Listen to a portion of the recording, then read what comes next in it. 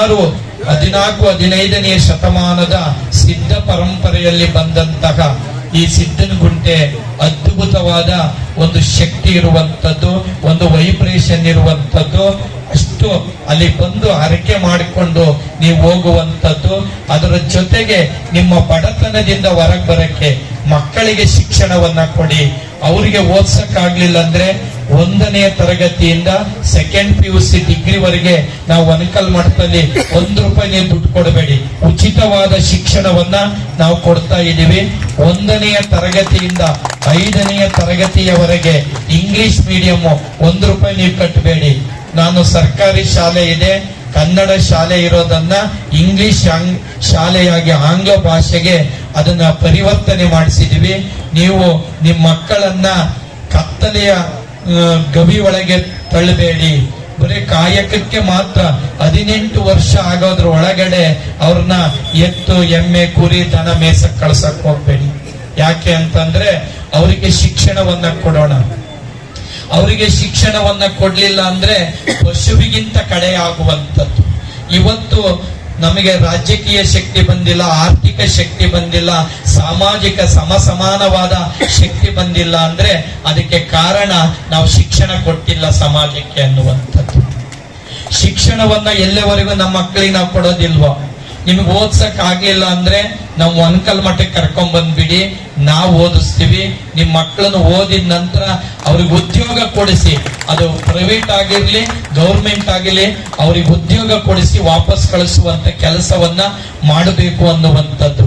ಅದಕ್ಕೋಸ್ಕರ ಚಿತ್ರದುರ್ಗದ ಹತ್ರ ಹೊಸದುರ್ಗ ಮಾಡತ್ಕೆರೆ ಹತ್ರ ಕೌಶಲ್ಯ ಅಭಿವೃದ್ಧಿ ತರಬೇತಿ ಕೇಂದ್ರ ಮಾಡಬೇಕು ಅಂತ ಅಖಿಲ ಭಾರತ ವಿದ್ಯೋದಯ ಮಹಾಸಂಸ್ಥಾನ ಮಠ ಅಂತ ಸ್ಥಾಪಿಸಿ ಅಲ್ಲಿ ಶಿಕ್ಷಣ ಕೇಂದ್ರ, ದೊಡ್ಡಮಲ್ಲಯ್ಯರು ಭೂದಾನಿಗಳಾಗಿದ್ದಾರೆ. ಅದಕ್ಕೆ ಅವರು ಸಹ ಹಂಗೆ 60 ಜನ ಭೂದಾನಿಗಳು 1 ಲಕ್ಷ ರೂಪಾಯಿಯನ್ನ ಕೊಡೋದ್ರ ಮೂಲಕ 3.5 ಎಕರೆ ಜಮೀನನ್ನ ಕೊಂಡು ಅಲ್ಲಿ ಒಂದು ತರಬೇತಿ ಕೇಂದ್ರ ಮಾಡಕ್ಕೆ ಸಿದ್ಧತೆಯನ್ನ ಮಾಡಿದೀವಿ ಅನ್ನುವಂಥದ್ದು.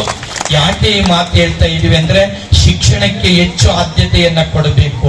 5 ಮಂತ್ರಗಳನ್ನ ಇಟ್ಕೊಂಡು ಈ ಸಮಾಜವನ್ನ ಮೇಲೆತ್ತಬೇಕು ಅಂತ ಒಂದು ಹೊಸ ಪ್ರಯೋಗವನ್ನ ಮಾಡ್ತಾ ಇದೀವಿ.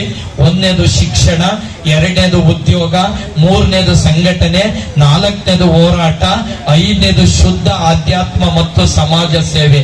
ಈ 5 ಮಂತ್ರಗಳೊಂದಿಗೆ ಈ ಸಮಾಜವನ್ನ ಮೇಲೆತ್ತಬೇಕು, ಇವರಿಗೆ ಶಿಕ್ಷಣವನ್ನ ಕೊಡಬೇಕು, ಮತ್ತೆ ಉದ್ಯೋಗವನ್ನ ಕಲ್ಪಿಸಿಕೊಡಬೇಕು, ಮತ್ತೆ ಅದರ ಜೊತೆಗೆ ಕೌಶಲ್ಯ ಅಭಿವೃದ್ಧಿ ತರಬೇತಿಗಳನ್ನ ಕೊಡಬೇಕು ಅನ್ನುವಂಥದ್ದು ನಮ್ಮೆಲ್ಲರ ಆಶಯ ಇದೆ.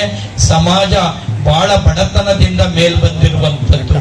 ನೀವು ಬಹಳ ಸಂದರ್ಭದಲ್ಲಿ ಶ್ರೀಮಂತವಾದ ದೇವಸ್ಥಾನ ಇದೆ, ಶ್ರೀಮಂತವಾದ ಪರಂಪರೆ ಇದೆ, ಆದ್ರೆ ಆರ್ಥಿಕವಾಗಿ ಬಹಳ ಹಿಂದುಳಿದಿದ್ದೇವೆ ಅನ್ನುವಂಥದ್ದು. ಆದ್ರೆ ದೇವಸ್ಥಾನ ಕಟ್ಟಬೇಕು ಅಂದ್ರೆ ಲಕ್ಷಗಟ್ಟಲೆ ಕೊಟ್ಬಿಡ್ತಾರೆ ನಮ್ಮವ್ರು, ಹಿಂದೆ ಮುಂದೆ ನೋಡೋದಿಲ್ಲ. ಆದ್ರೆ ಒಂದು ಶಿಕ್ಷಣ ಸಂಸ್ಥೆ, ಒಂದು ಸಂಘಟನೆ, ಒಂದು ಸಾಂಸ್ಕೃತಿಕವಾಗಿ ಒಂದು ಶಕ್ತಿಯನ್ನ ಕೊಡಬೇಕು ಅಂದ್ರೆ ಕೈ ಜೋಡಿಸೋದಿಲ್ಲ. ಆದ್ರೆ ಇತ್ತೀಚೆಗೆ ಆ ಮನ ಪರಿವರ್ತನೆಗೊಂಡಿದೆ ಅನ್ನುವಂಥದ್ದು. ಈ ಕಾಡುಗೊಲ್ಲ ಸಂಪ್ರದಾಯದಲ್ಲಿ ಇವತ್ತು ನಾವೆಲ್ಲರೂ ಸಹ ವಿಶೇಷವಾಗಿ ವಿಭಿನ್ನವಾಗಿ ಬೇರೆಯವರಿಗೆ ಹೊರತಾಗಿ ನಾವು ಕಾಣುವಂಥದ್ದು ಸೌಲಭ್ಯಗಳಿದೆ. ನಾನು ಮೊನ್ನೆ ಹೇಳ್ತಾ ಇದ್ರೆ ಜುಂಜಪ್ಪ ಜಲಧಾರೆ ಗಂಗಾ ಕಲ್ಯಾಣ ಅಂತ ಇದೆಯಲ್ಲ ದೊಡ್ಡಮಲಯರೇ, ಅದಕ್ಕೆ ಜುಂಜಪ್ಪ ಜಲಧಾರೆ ಅಂತ ಹೆಸರು ಬದಲಾವಣೆ ಮಾಡಿ ಅಂತ ಹೇಳಿ. ಜುಂಜಪ್ಪ ಜಲಧಾರೆ ಗಂಗಾ ಕಲ್ಯಾಣ ಅನ್ನೋದನ್ನ ಅದನ್ನ ಗಂಗಾ ಮತಸ್ಥರು ಇಟ್ಟಿದ್ದು ಮೊಟ್ಟ ಮೊದಲು. ಅವರು ಗಂಗಾ ಕಲ್ಯಾಣ ಕೊಡಬೇಕು ಅಂತ ಅದಕ್ಕೆ ಕಾಡುಗೊಲ್ಲ ಅಭಿವೃದ್ಧಿ ನಿಗಮದಲ್ಲಿ ಜುಂಜಪ್ಪ ಜಲಧಾರೆ ಅಂತ ಮಾಡಿ ಅನ್ನುವಂತ ಮಾತನ್ನ ಹೇಳಿರುವಂತದ್ದು. ಅದಕ್ಕೆ ಎತ್ತಪ್ಪ ಸಾರಥಿ ಯೋಜನೆ ಮಾಡಿ ಅಂತ ಹೆಸರು ಕೊಟ್ಟಿದೀವಿ. ಎತ್ತಪ್ಪ ಸಾರಥಿ ಯೋಜನೆ ಈ ನಮ್ಮ ಮೂಲ ಪುರುಷರವರು ಎತ್ತಪ್ಪ ಸಾರಥಿ ಯೋಜನೆ ಎನ್ನುವಂಥದ್ದನ್ನ ಮಾಡಿ ಅನ್ನುವಂಥದ್ದು. ಇವತ್ತು ಗಂಗಾ ಕಲ್ಯಾಣದಲ್ಲಿ 2 ಎಕರೆ ಜಮೀನಿದ್ರೆ ನೀವು ಬೋರ್ ಹಾಕ್ಸ್ಕೊಬೇಕು. ಅದಕ್ಕೆ ನೀವೆಲ್ಲರೂ ಕಾಡುಗೊಲ್ಲ ಸರ್ಟಿಫಿಕೇಟ್ ಅನ್ನ ಪಡೆದುಕೊಳ್ಳಿ ಅನ್ನುವಂಥದ್ದು. ಎಸ್ಟಿ ಮೀಸಲಾತಿಗೆ ನಾವೆಲ್ಲರೂ ಹೋರಾಟ ಮಾಡಬೇಕಾಗಿದೆ. ಇವತ್ತು ನಮ್ಮ ಮುಂದೆ ಇರುವಂತ ಸವಾಲು, ಈ ಕಾಲಘಟ್ಟದ ಸವಾಲು ಏನಪ್ಪಾ ಅಂದ್ರೆ ನಾವೆಲ್ಲರೂ ಪರಿಶಿಷ್ಟ ಪಂಗಡಕ್ಕೆ ಸೇರ್ಬೇಕಾಗಿರುವಂತದ್ದು. ಅದನ್ನು ಹೋರಾಟ ಮಾಡಬೇಕು. ಅದು ಚಿತ್ರದುರ್ಗದಿಂದ ಆಗ್ಲಿ ಪಾದಯಾತ್ರೆ ಮಾಡೋಣ, ಶಿರದಿಂದ ಆಗ್ಲಿ ಜುಂಜಪ್ಪನಗುಡ್ಡೆಯಿಂದ ಆಗ್ಲಿ ಪಾದಯಾತ್ರೆ ಮಾಡುವಂತಹ ಸಂದರ್ಭಗಳನ್ನ ನಾವೆಲ್ಲರೂ ಮಾಡಬೇಕಾಗಿದೆ. ಯಾಕೆ ಅಂತಂದ್ರೆ ಬಲವಿಲ್ಲದ ಮಾತಿಗೆ ಬೆಲೆ ಇಲ್ಲ ಅನ್ನಂಗಾಗಿದೆ. ಇವತ್ತು 10 ಲಕ್ಷ ಜನಸಂಖ್ಯೆ ಕಾಡುಗೊಲ್ರಿದೀವಿ ಕರ್ನಾಟಕದಲ್ಲಿ, ನೆನಪಿಟ್ಕೊಳ್ರಿ. 10 ಲಕ್ಷ ಜನ, ಅದರಲ್ಲೂ ಆಂಧ್ರ ಪ್ರದೇಶ ಒಂದು 3 ಲಕ್ಷ ಹತ್ತತ್ರ ಇದೆ ಅನ್ಸುತ್ತೆ. ಮಡಕ್ಷಿರ, ಕಲ್ಯಾಣದುರ್ಗ, ರಾಯದುರ್ಗ ಇಲ್ಲೆಲ್ಲ ನೋಡಿದ್ರೆ ಎರಡು ಸೇರಿದ್ರೆ 15 ಲಕ್ಷಕ್ಕೆ ಹತ್ತಿರ ನಾವು ಜನಸಂಖ್ಯೆ ಇದೀವಿ. ಇದುವರೆಗೂ ಸಾಮಾಜಿಕ, ಧಾರ್ಮಿಕ, ಆರ್ಥಿಕ, ಶೈಕ್ಷಣಿಕ ಮತ್ತು ರಾಜಕೀಯ ಸಮಪಾಲು ಸಿಕ್ಕೇ ಇಲ್ಲ. ಸ್ವಾತಂತ್ರ್ಯ ಬಂದು 78 ವರ್ಷ ಆದ್ರು, ಇದುವರೆಗೂ ಆಗಿಲ್ಲ.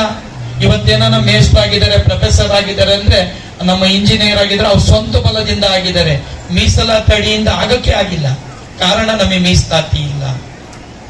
ಇವತ್ತು ನೀವು ಮ್ಯಾಸ್ ನಾಯಕರು, ಕಾಡುಗೊಲ್ಲರು ಇಬ್ಬರದು ಮೆದ್ಲು ತಗೊಂಡೋಗಿ ಒಂದ್ ಚೆಕ್ ಮಾಡ್ರಿ, ಇಬ್ರು ಮೆಂಟಾಲಿಟಿ ಒಂದೇ ಇದೆ. ಅವ್ರು ಮಾತ್ರ ಎಷ್ಟಿ ಆಗಿದ್ದಾರೆ, ನಾವು ಮಾತ್ರ ಆಗಿಲ್ಲ. ನೋಡಿ ಎಷ್ಟು. ಆಮೇಲೆ ನಮಗ್ ನಾವೇ ಬೇಲಿ ಹಾಕೊಂಡಿದ್ವಿ. ನಾವು ಕೋಟೆ ಕೊತ್ತಲು ಆಳೆ ಇಲ್ಲ, ಅವ್ರು ಆಳಿದ್ದಾರೆ. ಕರಿಯಪ್ಪ ಜಯರಾಜಣ್ಣ ಅವ್ರು ಆಳಿದ್ದಾರೆ, ನಾವು ಆಳಿಲ್ಲ. ಇವತ್ತು ಸಿರಿ ದ್ಯಾಮಣ್ಣ ಅಂತ ಶಿರ ಹೆಸರು, ಆ ಬಸ್ ಸ್ಟ್ಯಾಂಡಿಗೆ ಆ ಸಿರಿ ದ್ಯಾಮಣ್ಣನ ಹೆಸರಿಡ್ರಿ ಅಂದ್ರೆ ಆಗ್ತಾ ಇಲ್ಲ. ಅದು ಶಿರ ಕಟ್ಟಿದ್ದೆ ನಾವು, ಅದಕ್ಕೊಂದು ಹೆಸರಿಡಕ್ ಆಗ್ತಾ ಇಲ್ಲ. ಇವತ್ತು ನಮ್ಮ 3 ಕಟ್ಟೆ ಮನೆಗಳು ಹಿರಿಯೂರು ತಾಲೂಕಲ್ಲಿ ಇದೆ. ಇವತ್ತು ಹಿರಿಯೂರು ಮತ್ತೆ ನಮ್ಮ ಶಿರ ಇವೆರಡು ಅವಳಿ ನಗರಗಳು ಇವಾಗ. ಆದ್ರೆ ಒಬ್ರು ಸಹ ರಾಜಕೀಯ ಮುತ್ಸದ್ದಿಗಳಿಲ್ಲ. ನಿಜವಾಗ್ಲೂ ಬಹಳ ನೋವನ್ನ ಕೊಡುವಂತದ್ದು. ಇವತ್ತು ಯಾಕೆ ನಿಮ್ ಮುಂದೆ ಹೇಳ್ತಾ ಇದ್ದೀವಿ ಅಂದ್ರೆ, ನಾವು ಶಿಕ್ಷಣವಂತರಾಗ್ಲಿಲ್ಲ ಅಂದ್ರೆ 20 ವರ್ಷ ನಮ್ಮ ಸಮಾಜಕ್ಕೆ ಶಿಕ್ಷಣವನ್ನ ಕೊಟ್ರೆ ತಾವಾಗಿಯೇ ತಾವು ಸಂಘಟನೆ ಆಗ್ತೀರಿ, ತಮಗೆ ಅರಿವು ಬರುತ್ತೆ. ಮೌಢ್ಯತೆ, ಕಂದಾಚಾರಗಳನ್ನ ದೂರ ಇಡಬೇಕು. ಮೂಢನಂಬಿಕೆನೇ ಬೇರೆ, ಮೂಢನಂಬಿಕೆನೇ ಬೇರೆ. ಮೂಢನಂಬಿಕೆ ಒಳಗೆ ಮೂಢನಂಬಿಕೆ ಸೇರಿಸಿ ಎರಡನ್ನೂ ನಾವು ಹೊರಗಿಡುವಂತ ಪದ್ಧತಿ ಆಗಿದೆ. ಇವತ್ತು ನಾವು ಮೊದಲು ನಮ್ಮ ಮಕ್ಕಳಿಗೆ ಶಿಕ್ಷಣ ಕೊಡಬೇಕು, ಶಿಕ್ಷಣದ ಜೊತೆಗೆ ಸಂಸ್ಕಾರ ಕೊಡಬೇಕು.